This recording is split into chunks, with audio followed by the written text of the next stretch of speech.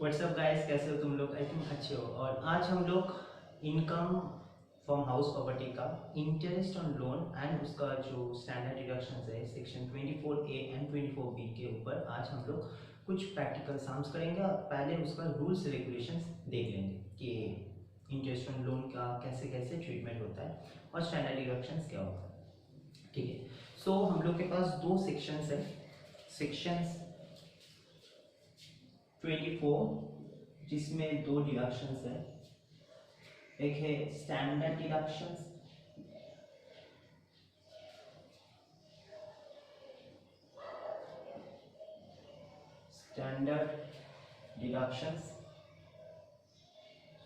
और एक है इंटरेस्ट ऑन लोन। इसका सेक्शन से अंडर सेक्शन 24A एंड इसका सेक्शन से अंडर सेक्शन 24B। इसमें जो बोल रहा है ये बोल रहा है कि फॉर एग्जांपल हाउस प्रॉपर्टी में हम लोग का मेंटेनेंस, रिपेयरिंग और भी बहुत सारा जो टैक्स रेवेन्यू और भी बहुत सारा चीज खर्चा होता है।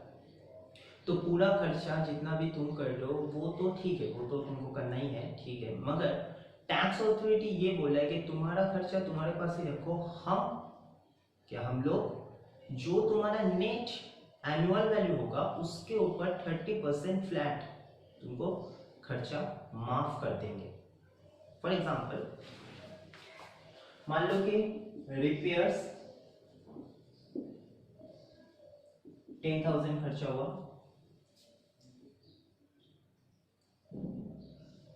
लैंड चार्जेस और 5,000 खर्चा हुआ and others maintenance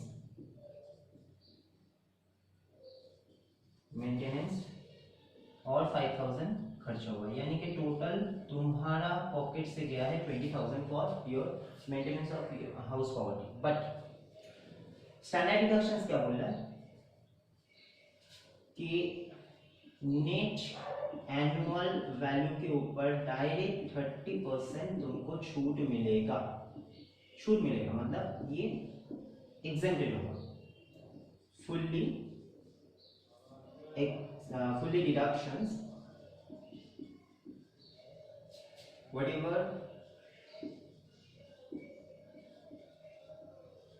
your actual expense for house property। मतलब ये लोग ये नहीं बोल रहा है कि तुम्हारा कितना खर्चा हुआ है, क्या क्या पेपर है वो दिखाओ, नहीं। ये बोल रहा है ठीक है तुम तुम्हारा खर्चा करो, बट मेरा जो खर्चा है वो हम उतना ही छूट देंगे जो तुम्हारा नेट एनुअल वैल्यू आ रहा है उसका 30%। फॉर एग्जांपल जैसे कि यहाँ पर 20,000 खर्चा हुआ और मान लो कि नेट एनुअल वैल्यू है 1 लाख, तो उसका 30% तुमको डायरेक्ट छूट मिलेगा, यानी कि 30,000। अब तुमने खर्चा कितना किया 20,000 और तुमको छूट कितना मिल रहा है 30,000, मतलब तुमको 10,000 का बेनिफिट एक्स्ट्रा मिल जा रहा है। क्योंकि वो वेरिफिकेशंस करने नहीं आएगा, टैक्स अथॉरिटी वेरिफिकेशंस करने नहीं आएगा कि तुम्हारा एक्चुअल एक्सपेंडिचर क्या क्या हुआ है उसका पेपर दिखाओ, वो जानता है कि 30% देना पड़ेगा। ये भी हो सकता है कि मान लो कि 1 लाख तुम्हारा नेट एनुअल वैल्यू नहीं है, 80,000 है, तो 80,000 का 30% कितना होता है 24,000। मतलब यहाँ पर भी देखो 4,000 का एक्स्ट्रा बेनिफिट तुमको मिल जा रहा है, बिन बुलाए इनकम हो जा रहा है। बट मान लो कि नेट एनुअल वैल्यू 60,000 हुआ फॉर एग्जांपल, तो उस वक्त 30% तो 30% ही रहेगा, वो तो फिक्स्ड है। तो उस टाइम पे कितना होगा, मतलब कितना तुमको छूट मिलेगा 18,000 और तुम्हारा एक्चुअल एक्सपेंडिचर कितना हुआ है 20,000, मतलब 2,000 का ज्यादा तुमको खर्चा दिखाना पड़ रहा है। मतलब तुमको खर्चा एक्चुअली हुआ है 20,000 का, मगर तुमको बेनिफिट मिल रहा है वो खर्चा का डिडक्शंस 18,000, मतलब 2,000 शॉर्टेज बेनिफिट मिल रहा है, ठीक है ना।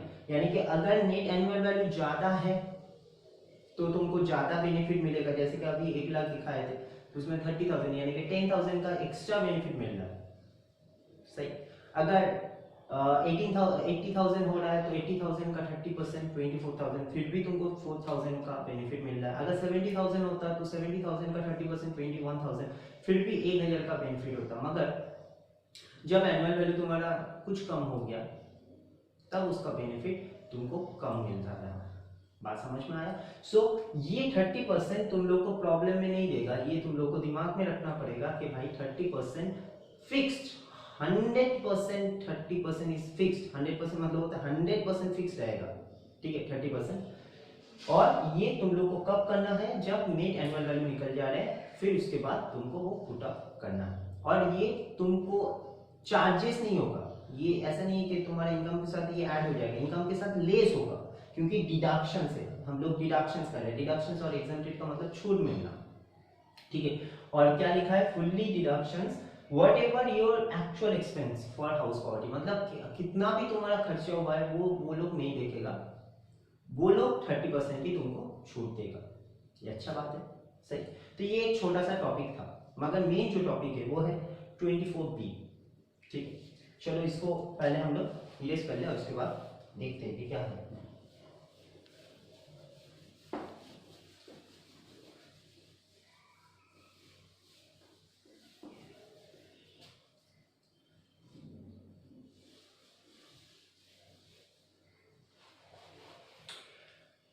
बी यानी कि इंटरेस्ट ऑन लोन के बारे में बोल रहा है अंडर सेक्शन 24B।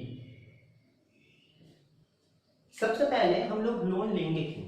देखो, कोई भी घर बनाने के लिए हमेशा अपना पैसा सफिशिएंट रहेगा ऐसा बात नहीं है। फॉर एग्जांपल तुम अपना हाउस प्रॉपर्टी बना रहे हो, वो हो सकता है लेटिंग हाउस, वो हो सकता है सेल्फ ऑक्युपाइड हाउस, बट तुम्हारे पास जितना पैसा है, फॉर एग्जांपल तुम घर बनाओगे जैसे सोच रहे हो, उसके हिसाब से तुम्हारे पास उतना सफिशिएंट मनी नहीं है। तुम घर बनाओगे 12 लाख का 10 लाख का बजट है, और मान लो कि तुम्हारे पास बैंक में 6 लाख है, तो तुम मैक्स टू मैक्स 4 लाख या 5 लाख तक स्पेंड करोगे, क्योंकि पूरा पूरी तो बैंक से हटा नहीं दोगे। और बाकी जो 6 लाख का शॉर्टेज पड़ रहा है वो कहाँ से जुगाड़ करोगे? वो तुमको लोन लेना पड़ेगा। ओके, अब बात ये है कि ये लोन लेंगे क्यों? पहला तो बात बोल दी है कि हमको कंस्ट्रक्शन करना है। दूसरा क्वेश्चन अराइज हो रहा है कि लोन किससे लेंगे कि मुझको बेनिफिट मिलेगा, और लोन किस किस पर्पस के लिए लेंगे, और लोन का इंटरेस्ट क्या हमको एक्चुअली देना पड़ेगा कि नहीं देना पड़ेगा। अगर देंगे तो क्या बेनिफिट होगा, अगर नहीं देंगे तो क्या बेनिफिट होगा। सही, तो चलो हम लोग इस पॉइंट को देख लें। पहले पॉइंट देखो, इंटरेस्ट ऑन लोन हम लोग जो लेंगे वो purpose is for constructions, renovations, purchase and repairs. यानी कि ये 4 केस के लिए, ये 4 पर्पस के लिए हम लोग हाउस प्रॉपर्टी के लिए लोन ले सकते हैं।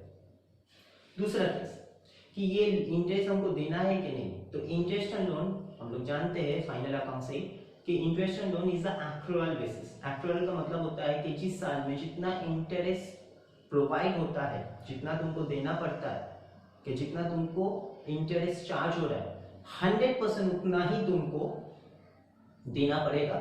और अगर 100% तुम नहीं भी दिए, मान लो कि तुम्हारा लैंडलॉर्ड जो लैंडर है जो तुमको लोन दिया, उसको तुमने इंटरेस्ट 10,000 देना था और तुम उसको दे नहीं पाए for any reason, financial default आ गया, तो इस साल इस महीना तुम इंटरेस्ट नहीं दे पाए, फिर भी तुमको इंटरेस्ट ऑन लोन का अंडर सेक्शन 24B में छूट मिलेगा as per the income tax act. यानी कि इनकम टैक्स एक्ट ये बोल रहा है कि तुम पेड करो कि ना करो, फिर भी तुमको जितना इंटरेस्ट हो रहा है, तुम्हारा साल में जो हाउस प्रॉपर्टी के लिए लोन लिए और उस लोन के ऊपर जितना इंटरेस्ट हो रहा है 100% तुमको 24B में छूट मिलेगा। ओके, और लोन किससे ले सकते हैं? Loan taken from anybody. तो ये 3 पॉइंट हम लोग को याद रखना पड़ेगा। Loan taken from anybody, loan taken for purposes of purchase, renovations, repairs and constructions, and loan also interest on loan also are accrual basis. Accrual basis मतलब बोल दी। ओके, चौथा जो पॉइंट होता है वो बहुत ज्यादा वाइटल है। पहला तो 3 क्लियर हो गया, चौथा जो बात है वो ये है कि इंटरेस्ट ऑन लोन जो हम लोग कभी भी लोन लेते हैं, फॉर एग्जांपल लोन हमने लिया 1 अप्रैल 2016 से, ठीक है, लोन लिया, बट हम लोग कंस्ट्रक्शन स्टार्ट किए 1 अगस्त 2016 से, क्योंकि लोन का प्रेशर था, लोन का झमेला था, और ऑब्वियस का बात है जिस दिन लोन सैंक्शन हो गया, ऐसा तो बात नहीं है कि लोन उस नेक्स्ट दिन से हम लोग घर बनाना स्टार्ट कर देंगे, थोड़ा सा टाइम भी लगेगा, क्योंकि उससे पहले तो एक अलग से प्रेशर था कि हमको लोन कितना मिलेगा या नहीं मिलेगा। अब लोन सैंक्शन हो गया तो उसके बाद ही हम लोग कंस्ट्रक्शन के लिए स्टार्ट कर सकते। तो स्टार्ट हुआ, ये लोन टेकन है, लोन टेकन, ये हुआ कंस्ट्रक्शन स्टार्ट, सही। तो क्या ये लोन टेकन के डेट से ही तुमको इंटरेस्ट चार्ज होना स्टार्ट हो जाएगा? और क्या तुमको 1 मई यानी कि अप्रैल में तुमने लिया तो मई से ही क्या तुमको इंटरेस्ट देना स्टार्ट हो जाएगा? ये भी बहुत लोग का मन में आता है डाउट। सो ऐसा कोई बात नहीं है, क्योंकि हम लोग जानते हैं कि कोई भी लोन हम लोग लेते हैं बैंक से या कोई भी बंदा से, सही, तो उसका इंटरेस्ट एक टाइम के बाद से स्टार्ट होता है। ऐसा नहीं कि आज ले लिए लोन कल से इंटरेस्ट स्टार्ट हो गया, नहीं, क्योंकि उसको तो थोड़ा सा हेल्प करना है। वो लोन क्यों ले रहा है? बिकॉज ऑफ उसका फाइनेंशियल डिफॉल्ट कुछ है, तो उस डिफॉल्ट को वो पहले क्लैरिफाई करेगा, फिर उसको मतलब ठीक करेगा, फिर ना वो इंटरेस्ट देने के लिए कैपेबल होगा। अदरवाइज आज लोन लिए कल से इंटरेस्ट देना स्टार्ट कर देंगे, उसका तो सिचुएशन वैसे ही रह जाएगा, उसका और भी खराब हो जाएगा, वो और भी दूसरा पार्टी से लोन लेना स्टार्ट कर देगा, क्योंकि उसको इंटरेस्ट देना है नेक्स्ट दिन से। ऐसा होता नहीं है जेन्युइन, सही। सो लोन अगर वो लेता है 1 अप्रैल को, तो ऐसा कोई बात नहीं है कि 1 मई से ही उसको इंटरेस्ट देना पड़ेगा, तो सर तब से देगा। तो देखो यहाँ पर एक 2 पॉइंट है। पहला पॉइंट है कि हम लोग लोन को 2 पार्ट में डिवाइडेड करते हैं, एक होता है प्री कंस्ट्रक्शन, एक होता है पोस्ट कंस्ट्रक्शन। प्री मतलब होता है कि कंस्ट्रक्शन होने से जो हम लोग चल रहा है, एंड पोस्ट कंस्ट्रक्शन मतलब क्या, कंस्ट्रक्शन कंप्लीट हो गया, अब तुमको आहिस्ता आहिस्ता लोन चुकाना है, लोन का इंटरेस्ट एंड ऑल्सो ईएमआई तुमको चुकाना है, सही। तो क्या बोल रहा है देखो, pre construction period will be start, loan taken and construction will start with whichever is later, यानी कि ये डेट और ये डेट, जैसे कि ये डेट में लोन लिए थे, ये डेट से कंस्ट्रक्शन स्टार्ट किए, बनाना स्टार्ट किए घर। सो ये 2 डेट में से कौन सा डेट बाद में आ रहा है भाई? अगस्त, क्योंकि अप्रैल के बाद अगस्त आता है, और साल भी एक ही है, सही है ना, साल भी एक ही है। तो अगर साल एक है तो ऑब्वियस है कि ये मेरा डेट बाद में आया है, तो ये डेट से 1 अगस्त 2016 से हम लोग का पीरियड स्टार्ट हो गया। कौन सा पीरियड? पीरियड स्टार्ट हो गया, प्री कंस्ट्रक्शन पीरियड स्टार्ट हो गया। बात समझ में आया? ओके। नाउ अब ये एंड कब होगा? तो देखो पोस्ट एक्विजिशन पीरियड कब हो रहा है? पोस्ट एक्विजिशन पीरियड तब होता है जब हम लोग का बिल्डिंग बन जाए, यानी कि बिल्डिंग बन गया, घर बन गया, कंस्ट्रक्शन एंड हो गया, उसके बाद से जो भी पीरियड हम लोग का स्टार्ट हो रहा है वो पीरियड हो जाएगा हम लोग का पोस्ट कंस्ट्रक्शन पीरियड। यानी कि लोन लिए 1 अप्रैल को, लोन का पीरियड है मान लो कि 5 साल, 5 साल के अंदर तुमको चुकाना है, और घर बन गया, घर तो स्टार्ट हुआ था तुम्हारा 1 अगस्त से, घर बन गया है 31 मई 2017 फॉर एग्जाम्पल। ऑलमोस्ट 5 इस साइड में 3 8 कुछ 10 महीना कुछ लग गया, 10 महीना के अंदर तुम्हारा घर बन गया, ठीक है। तो ये पीरियड से 31 मई 2017 से हम लोग का ये 5 साल जो लोन टेकिंग किए उसका जो पीरियड 5 साल तक चलेगा, वो पीरियड को हम लोग बोलेंगे post construction period. And P period क्या हुआ? जहां से हम लोग लोन लिए और कंस्ट्रक्शन स्टार्ट किए, विच एवर इज लेटर, जो डेट बाद में आ रहा है वो डेट से एंड पीरियड था, यानी कि एक्चुअली 1 अगस्त से 31 मई तक जो पीरियड हुआ वो हुआ pre period.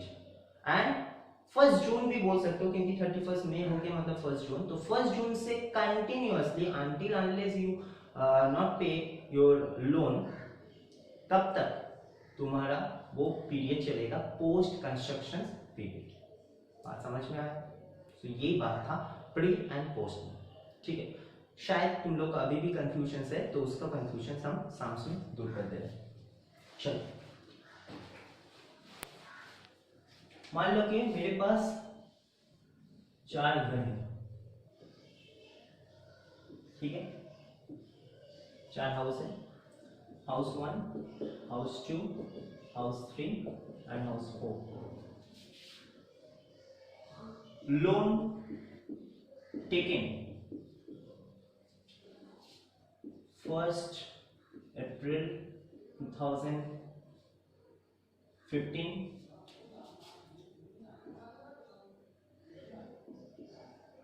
August 2016, 1 September 2016 and 10/10/2016, ठीक है। Construction start 1 February 2015, 31 August 2016, 1 January 2017 and 1 November 2016, ठीक है। कंस्ट्रक्शंस एंड, यानी कि कंस्ट्रक्शंस कंप्लीट हो गया 30 सितंबर 2017, 2 साल तक चला। 1 मार्च 2016 17, 30 सितंबर 2018 और 31 जनवरी 2019, ठीक है। ये हुआ। अब हम लोग को ये डिसाइड करना है कि प्री कंस्ट्रक्शन पीरियड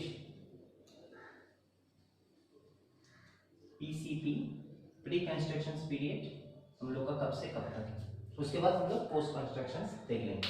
सो सबसे पहले देखो, ये जो 2 डेट है, ये 2 डेट में लोन टेकन किया 1 अप्रैल को और कंस्ट्रक्शन स्टार्ट हुआ था उसी साल फरवरी को। तो शायद ऐसा क्या कैसे हो सकता है, लोन तो बाद में आया और घर तो पहले बन गया। हो सकता है ना कि घर बनना स्टार्ट हो गया, कुछ तो पैसा होगा रे बाबा, 0 पैसा लेके तो हम घर बनाने नहीं सकते, तो कुछ तो पैसा होगा और वो पैसा से वो स्टार्ट कर दिया था। फिर बाद में वो समझ पाया कि शायद उसका सफिशिएंट मनी नहीं हो पाएगा, तो दैट्स वाई वो लोन के लिए अप्लाई कर लिया, लोन अप्रैल में सैंक्शन हो गया। बट ये कॉन्सेप्ट में हम लोग नहीं जाएंगे कि क्यों पहले घर बना बाद में लोन टेकन किया, ये कॉन्सेप्ट में नहीं जाएंगे। हम लोग ये कॉन्सेप्ट में जाएंगे कि ये 2 डेट में हम लोग का कौन सा डेट बाद में आया, विच विल बी लेटर। तो ऑब्वियसली 1 अप्रैल हम लोग का बाद का डेट है, तो प्री कंस्ट्रक्शन स्टार्ट होगा कब से, 1 अप्रैल 2015 से, क्योंकि फरवरी के बाद अप्रैल आता है। ये डेट को देखो 31 अगस्त एंड दोनों ही देखो 31 अगस्त 2016 है, यानी कि जिस दिन से लोन टेकन किया उसी दिन से लोन कंस्ट्रक्शन स्टार्ट भी कर दिया। तो ये यहाँ पर तो कोई आगे पीछे का डेट ही नहीं है, तो क्या करें, जो डेट से आया है वही डेट से हम लोग स्टार्ट करेंगे। तो 31 अगस्त का मतलब क्या हम लोग नहीं बोल सकते कि 1 सितंबर 2016, बात तो एक ही है। ये 2 डेट को देखो, 1 सितंबर को लोन टेकन किया और 1 जनवरी 2017 से घर बनाना स्टार्ट किया, यानी कि बाद से। तो ऑब्वियसली 1 जनवरी 2017 से पीरियड स्टार्ट हो गया प्री का। ये डेट 10/10/2016 को लोन टेकन किया और 1 नवंबर 2016 से घर बनाना स्टार्ट किया। तो ऑब्वियस सा बात है कि ये डेट के बाद ही नवंबर आता है, तो पीरियड कब से चालू होगा? 1 नवंबर 2016 से प्री पीरियड स्टार्ट। अब क्वेश्चन ये है कि पोस्ट पीरियड कब तक चलेगा, मतलब ये पीरियड जो प्री चलेगा वो कब तक चलेगा, उसके बाद से पोस्ट पीरियड कब से स्टार्ट होगा। सही, तो पोस्ट पीरियड देखने के लिए हम लोग को कंस्ट्रक्शन एंड देखना पड़ेगा। कंस्ट्रक्शन एंड कब हो रहा है? ये घर का 30 सितंबर 2017। सो कोई भी डेट में कोई भी मंथ में एंड हो ही सकता है, क्योंकि एंड घर एंड करने के लिए, घर का कंस्ट्रक्शन एंड करने के लिए हम लोग को तो कोई कुछ रूल्स रेगुलेशंस देखना नहीं है, वो तो डिपेंड करता है कि लेबर लोग के ऊपर और ओनर के ऊपर। ओनर कितना जल्दी पैसा इन्वेस्ट कर रहे हैं और लेबर लोग कितना जल्दी कंप्लीट कर देगा। तो कोई भी डेट कोई भी मंथ हो सकता है, बट टैक्स बोल रहा है कि जिस डेट में तुम्हारा कंप्लीट हो वो उन लोग से कोई प्रॉब्लम नहीं है, मगर जिस साल में कंप्लीट हो रहा है, जिस साल में कंप्लीट हो रहा है उस साल का, जिस साल में एंड हो उस साल का 31 मार्च तक ही तुमको काउंट करना पड़ेगा। फिर से बोल रहा है, जैसे कि ये 30 सितंबर 2017 को कंप्लीट हुआ, एंड हुआ, ठीक है, वो डेट में वो लेबर लोग काम करके कंप्लीट कर लिया, ओनर मान लो कि उस दिन से घर में ग्रे पब्लिश भी कर लिया, ठीक है। मगर टैक्स अथॉरिटी क्या बोल रहा है कि भाई हम लोग 30 सितंबर तक नहीं गिनेंगे, हम लोग उसी साल का 2017 का जो सितंबर से जस्ट पहले जो मार्च आया है, ये बात को याद रखना होगा, जिस साल में कंप्लीट कर रहा है उस साल का जस्ट बिफोर ऑफ मार्च तक हम लोग को प्री कंस्ट्रक्शन पीरियड ही एज्यूम करना पड़ेगा कि हम लोग को लेना पड़ेगा। यानी कि ये पीरियड सितंबर में कंप्लीट हो रहा है, तो सितंबर से पहले कौन सा मार्च आया होगा? 31 मार्च 2017 आया होगा, सितंबर से पहले मार्च। एंड उसी साल अगर इस डेट को देखोगे तो ये डेट खत्म करेगा 1 मार्च 2017, यानी कि ये मार्च में तो एंड कर रहा है, मगर उस साल में हम लोग 31 मार्च तो नहीं मिल रहा, उसका जस्ट पहले का मार्च मिल रहा है। यानी कि डेट देखो क्या हो जाएगा, 31 मार्च 2016 हो जाएगा। मगर यहाँ पर देखो कुछ गड़बड़ है। यहाँ पर क्या गड़बड़ था? यहाँ पर सितंबर 2016 में स्टार्ट हुआ और 31 मार्च 2016 में एंड कैसे हो सकता है? मतलब सितंबर में स्टार्ट हुआ, उसका 9 महीना पहले, 6 महीना पहले मार्च में हम लोग कैसे एंड कर सकते हैं? हो ही नहीं सकता। तो ऐसा सिचुएशन में हम लोग को 31 मार्च 2017 ही मानना पड़ेगा। यानी कि कुछ भी डेट हो जाएगा वो 31 मार्च तक ही काउंट करेगा। अब ये 2016 क्यों नहीं हुआ? क्योंकि डेट को देखो स्टार्ट कब हुआ, 1 सितंबर। क्या मार्च सितंबर के बाद वाला पीरियड में खत्म होगा? उसके पहले कैसे खत्म होगा? मार्च, अगर 31 मार्च 2016 हम करते हैं तो सोच के देखो, मार्च में एंड हुआ और सितंबर से स्टार्ट हुआ उसी साल, दोनों सेम साल है, हो सकता है क्या? नहीं हो सकता। तो इस सिचुएशन में हम लोग को 31 मार्च 2017 यानी कि जो डेट में खत्म हो रहा है उसी डेट का ही एंड में हमको एज्यूम करना पड़ेगा, ठीक है। दूसरा, 30 सितंबर 2018 में कंप्लीट हुआ, कोई बात नहीं, सितंबर है तो उसका जस्ट पहले का मार्च यानी कि 31 मार्च 2018 होगा। यहाँ पर तो कोई गड़बड़ नहीं है। यहाँ पर देखो 31 जनवरी 2019, तो उसके बाद वाला मार्च होगा 31, उसके बाद वाला मार्च होगा 31 मार्च 2019, मगर उसका बाद वाला तो नहीं चाहिए, उसका जस्ट बिफोर वाला चाहिए। तो हमको क्या चाहिए? 31 मार्च 2018, क्योंकि उससे पहले तो हमको 18 में ही मार्च मिला होगा। बात समझ में आया? तो ये स्टोरी है इंटरेस्ट ऑन लोन का पीरियड को सेग्रीगेटेड करने का, प्री एंड ऑल्सो पोस्ट, ठीक है ना। तो थोड़ा सा कंफ्यूजन है फिर से हम बोलते हैं, loan taken and construction start, दो डेट में विच एवर इज लैटर, यानी कि जो दो डेट है उसका दोनों को कंपेयर करो और देखो कि कौन सा डेट बाद में आया है, वो डेट से काउंट करना स्टार्ट करो प्री कंस्ट्रक्शन पीरियड। ओके, अब पोस्ट कंस्ट्रक्शन पीरियड कब से स्टार्ट होगा, कि उल्टा से बोल सकते हैं कि प्री कंस्ट्रक्शन पीरियड कब से एंड होगा, वो पीरियड होगा हम लोग का कंस्ट्रक्शन एंड का पीरियड। एंड कंस्ट्रक्शन एंड कोई भी मंथ कोई भी डेट हो सकता है, डजंट मैटर, बट जिस महीना के जिस डेट में हो रहा है, जिस साल में हो रहा है, अगर हम लोग बात करें जिस साल में एंड हो रहा है, उस साल का उस महीना से पहले जिस महीना में खत्म हो रहा है, जिस साल में खत्म हो रहा है, उस साल का जो महीना में खत्म हो रहा है, उस महीना का जस्ट मार्च को देखो, जस्ट बिफोर ऑफ मार्च 31 तक हम लोग को पीरियड लेना पड़ेगा प्री पीरियड एंड को।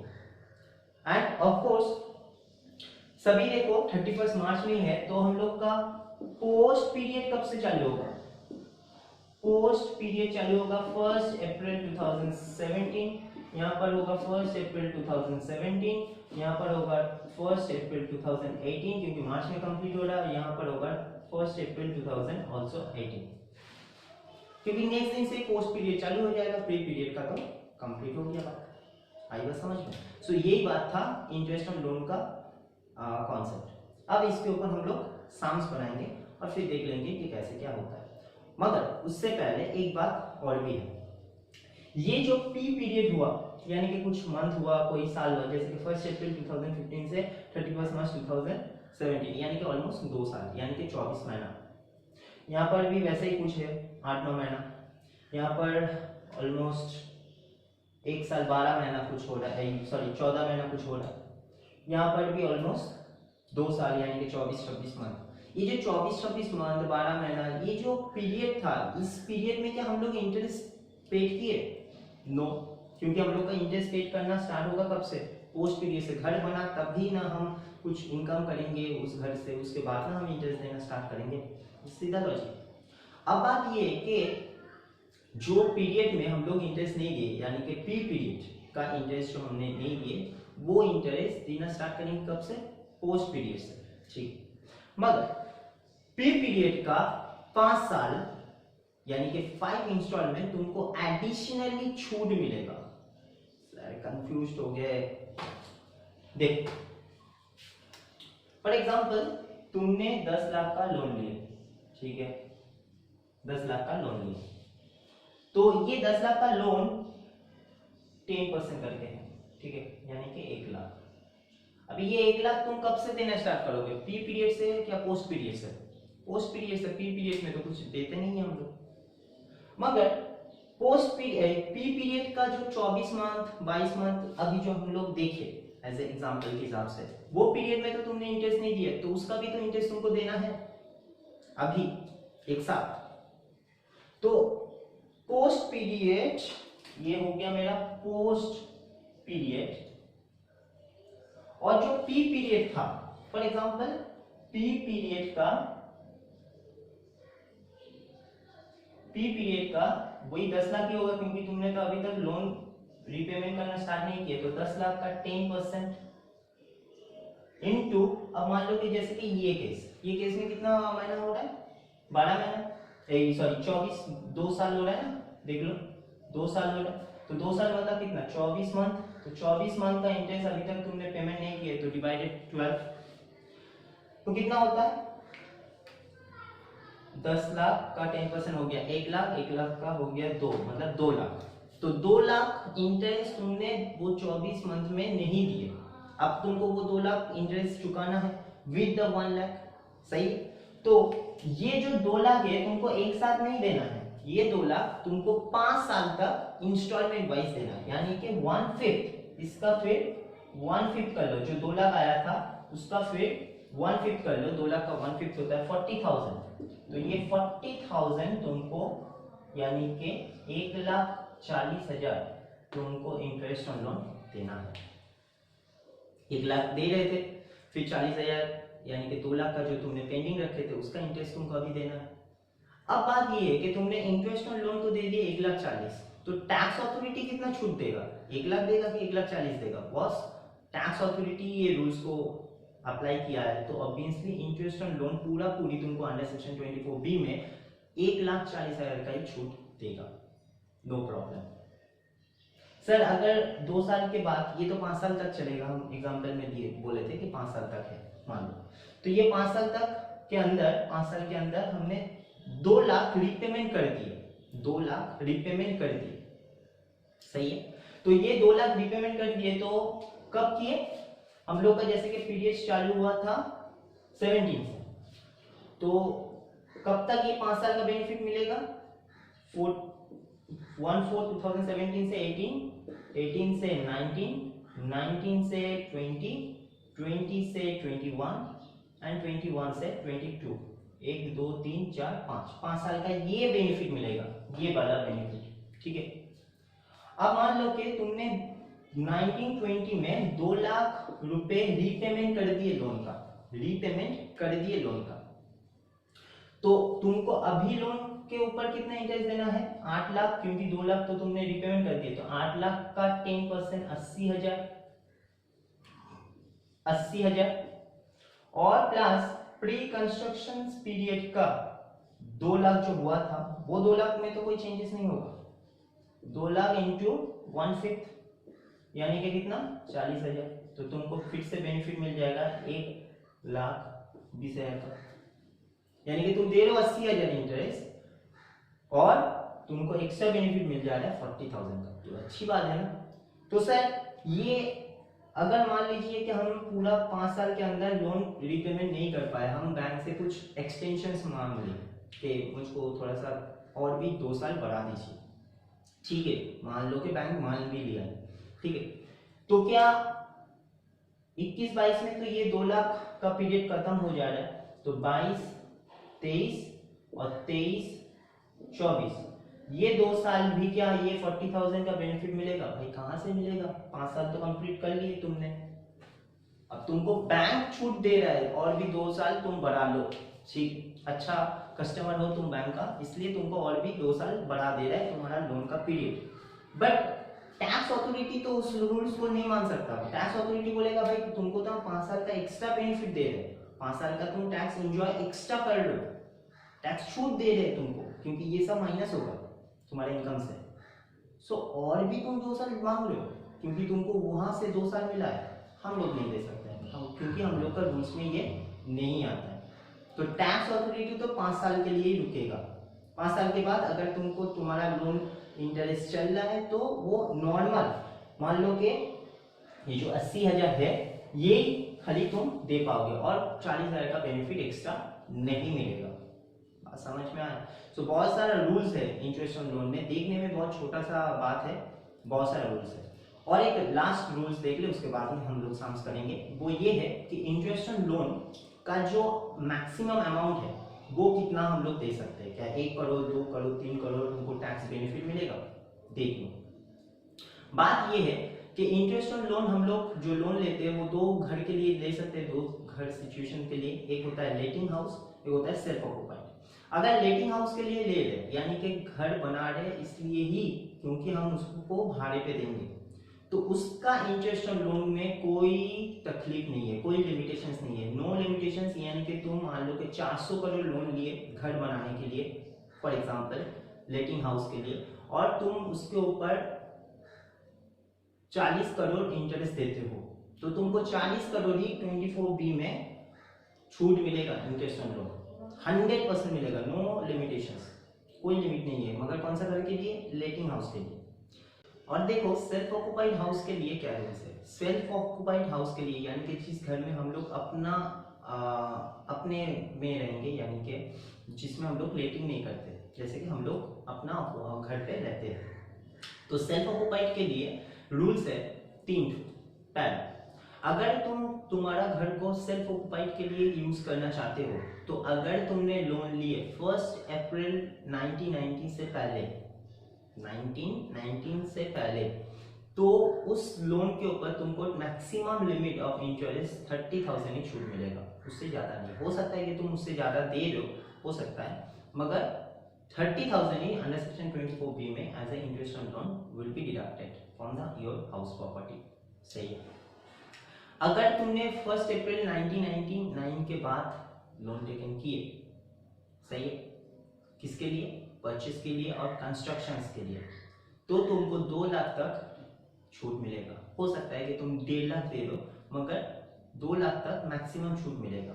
1.5 लाख दे दो तो 1.5 लाख ही छूट मिलेगा, 1,80,000 दे रहे हो तो 1,80,000 छूट मिलेगा, 2,10,000 दे दो तो तुमको 2 लाख का बेनिफिट मिलेगा। ओनली 10,000 का बेनिफिट एक्स्ट्रा नहीं मिलेगा। तो सर वो 10,000 को क्या करना है? कुछ नहीं करना, एज इट इज टैक्स, जैसे 2 लाख तुमको लेस दिखाना है वैसे ही दिखाना, और ऑटोमेटिकली एक्स्ट्रा 10,000 के ऊपर टैक्स लेविट हो ही जाएगा। ठीक है। और तीसरा रूल्स क्या है कि 1 अप्रैल 1990 के बाद अगर हम लोग रिपेयर्स और रेनोवेशंस के लिए, परचेज और कंस्ट्रक्शंस के लिए नहीं, रिपेयर्स एंड रेनोवेशंस के लिए अगर हम लोग लोन टेकन करते हैं तो उसका भी लिमिट 30,000 अभी तक है। अभी तक 2020 तक भी वो 30,000 ही है, उसको बढ़ाया नहीं गया। ठीक है। तो 3 रूल्स हुआ।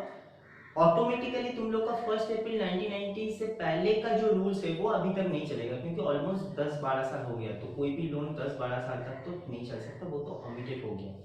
सही है। मगर 10-12 साल बोल रहा है, 10-12 साल के ज़्यादा हो गया ना 1990, हाँ 20 साल के, 20 साल ऑलमोस्ट हो गए।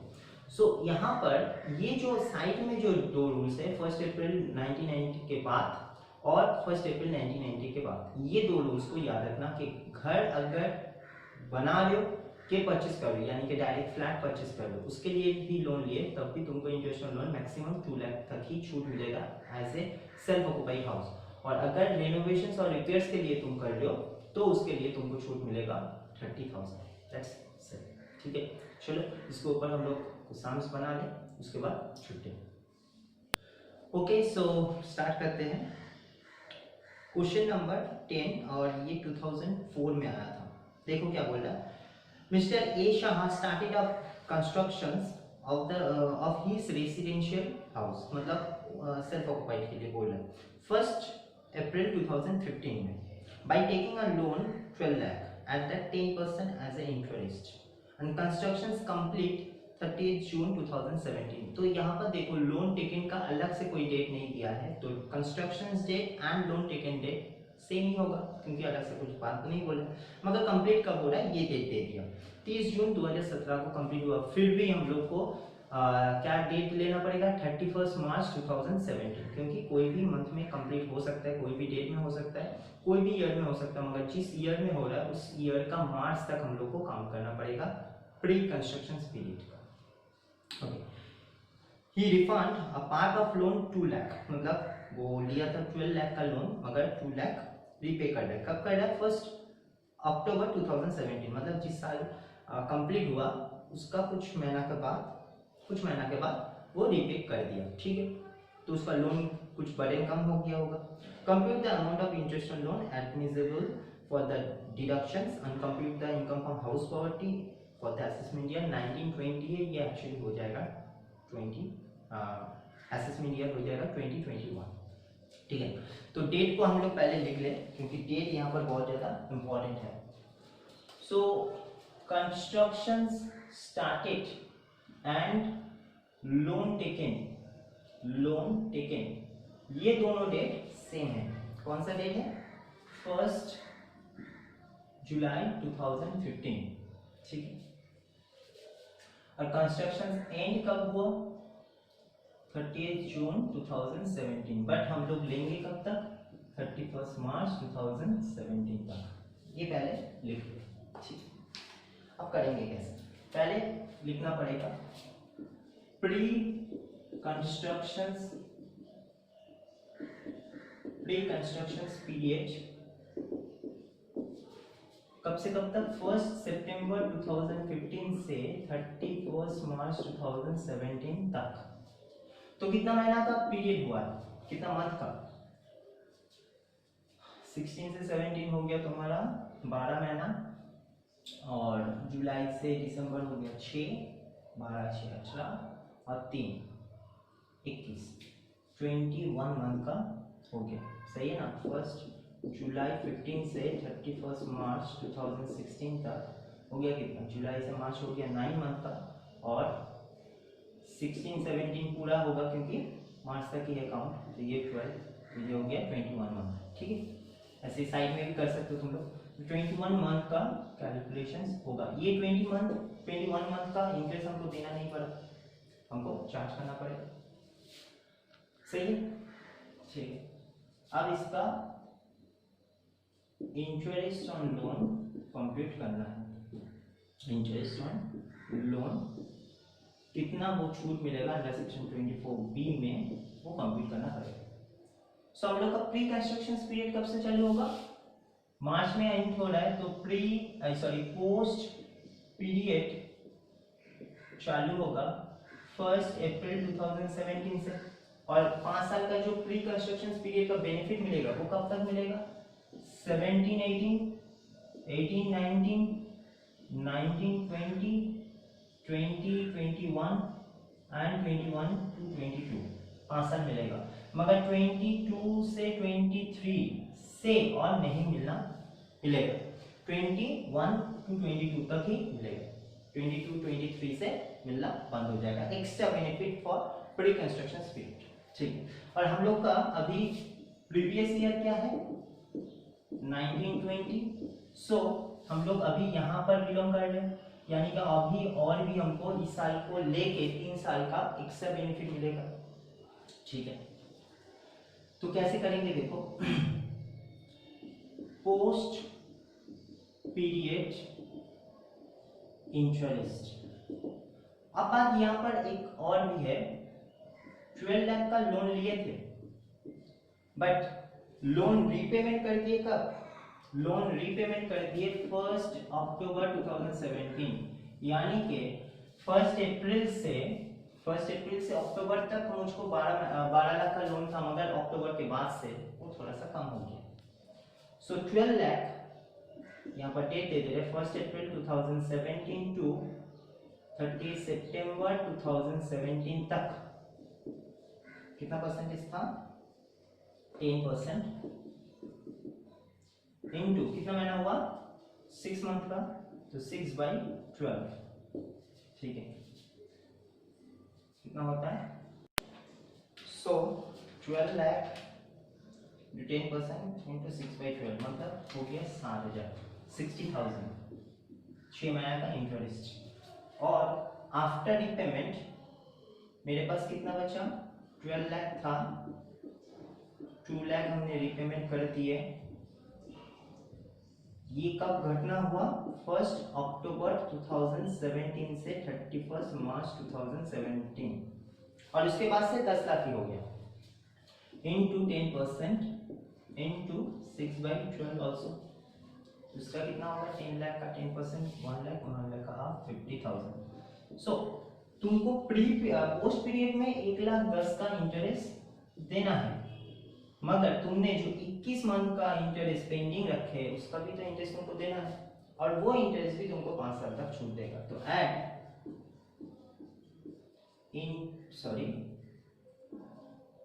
Pre period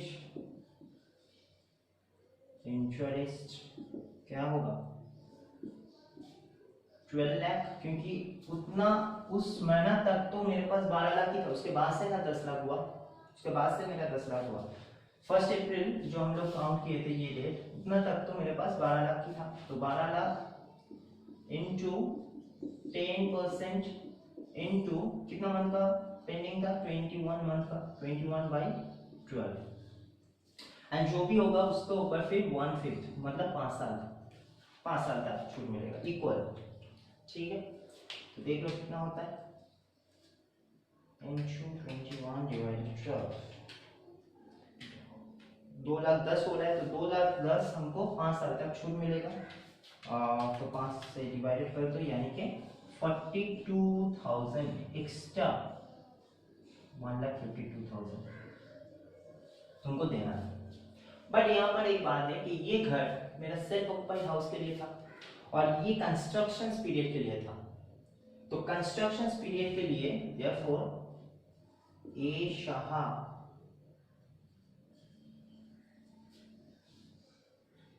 benefit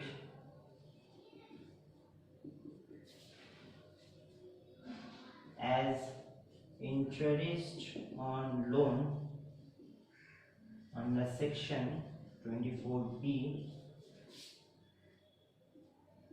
is rupees 1,52,000, क्योंकि कंस्ट्रक्शंस के लिए मैक्सिमम लिमिट क्या था 2 लाख और ये इंटरेस्ट कितना दे रहा है मैक्सिमम 1,52,000। सो ऑब्वियसली 2 लाख से 1,52,000 कम होता है तो उसको 1,52,000 का ही छूट मिलेगा अपना इनकम फ्रॉम हाउस प्रॉपर्टी से। सो ये तुमको नोट्स देना पड़ेगा, ठीक है। ओके, सो इसके ऊपर और एग्जाम्स हो जाए उसके बाद छुट्टी। चलो ओके, सो नेक्स्ट क्वेश्चन पढ़ ले। मिस्टर विश्वास constructions house in Kolkata for, अच्छा कोलकाता दिल्ली चेन्नई मुंबई का यहाँ पर कोई तकलीफ नहीं है। जो municipal gross municipal value net municipal value हम लोग किए थे उसका कोई यहाँ पर प्रॉब्लम नहीं है।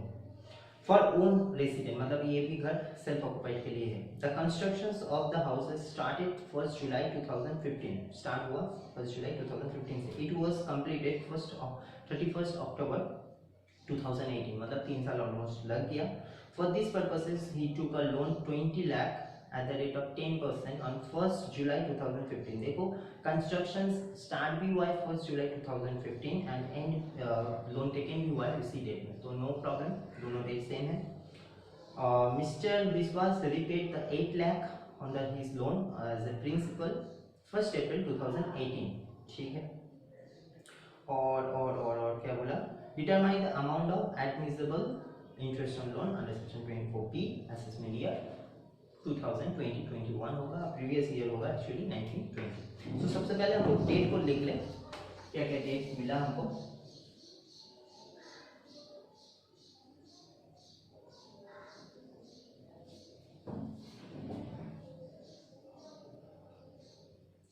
क्या क्या डेट मिला, loan taken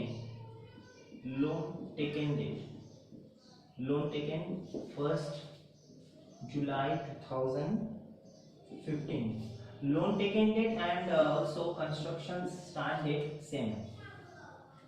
construction end date क्या है, construction end date है 31 अक्टूबर 2018, बट हम लोग को 31 मार्च 2018, क्योंकि कोई भी मंथ में कंप्लीट हो मगर उस मंथ का उस साल का मार्च तक हम लोग को लेना पड़ेगा, ठीक है ना।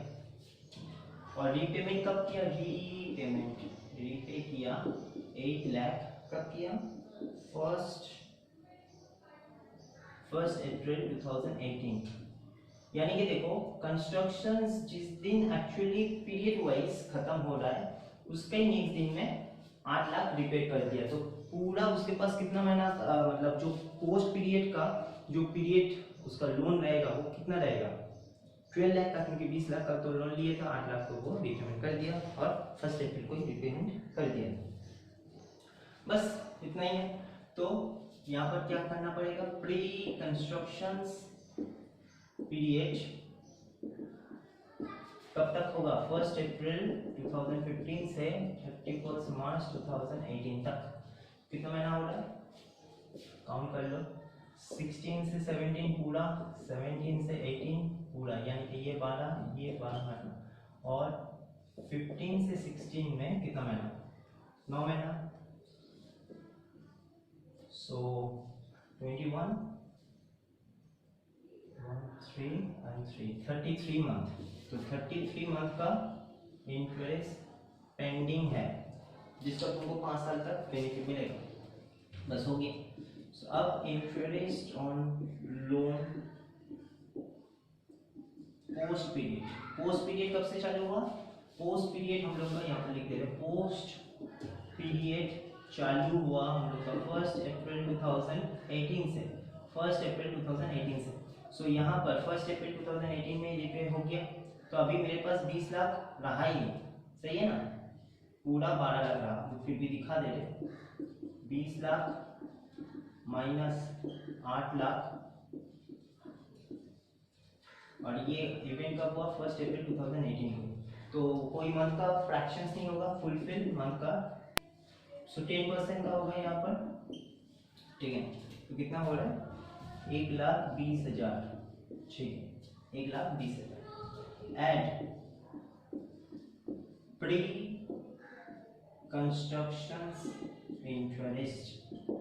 क्या होगा उस टाइम पे, इस मंथ तक तो देखो प्री कंस्ट्रक्शन पीरियड हम लोग का 31 मार्च तक 2018 तक था, तो उस महीना तक तो मेरे पास 20 लाख का ही लोन था, क्योंकि हमने चुकाया कब 1 अप्रैल को, एक दिन के बाद से, एक दिन पहले कर देते तो शायद 12 लाख का बेनिफिट मिल जाए, मगर 20 लाख के ऊपर ही तुमको इंटरेस्ट चुकाना पड़ेगा जो 33 मंथ का है। तो 10% इंटू 33 मंथ डिवाइडेड 12, और जो भी होगा उसके ऊपर 1/5 कैलकुलेट होगा। सो यहाँ पर 20 लाख इंटू 10% इंटू 33 डिवाइडेड 12, 5 से डिवाइडेड कर दो तो हो जाएगा। सो इसका 1/5 हो रहा है तुम्हारा 1,10,000, ठीक है। तो 2,30,000 का तुमको इंटरेस्ट ऑन लोन का बेनिफिट मिलेगा, बट यहाँ पर देखो 30,000 एक्स्ट्रा हो जा रहा है, क्योंकि 2 लाख तक ही तुमको मैक्सिमम मिलेगा। रिकंस्ट्रक्शन हाउस है, नो प्रॉब्लम के 30,000 मिलेगा, मगर 2 लाख से क्रॉस हो जा रहा है, 2,30,000 तक नहीं होगा, 2 लाख तक ही तुमको बेनिफिट मिलेगा। तो क्या लिखना पड़ेगा यहाँ पर, देयरफॉर ये कौन था ओनर, विश्वास। सो मिस्टर विश्वास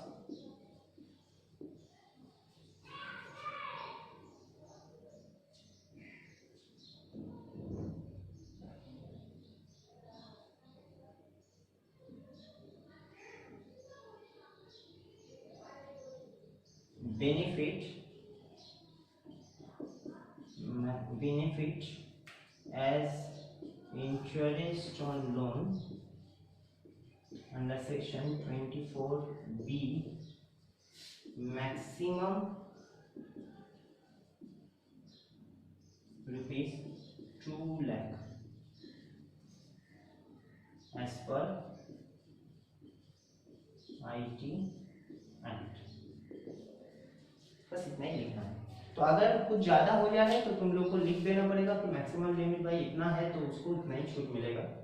बट ये घर अगर लेटिंग हाउस होता तो भाई 2,30,000 क्यों 200 करोड़ 30 लाख भी तुमको छूट मिल सकता था, नो लिमिटेशन। ठीक है, चलो नेक्स्ट दिन जो भी हम लोग स्टार्ट करेंगे वो बड़ा क्वेश्चन से स्टार्ट करेंगे, क्योंकि मेरा छोटा छोटा क्वेश्चन जितना भी था कंप्लीट हो चुका है। ठीक है, चलो बाय, टेक केयर।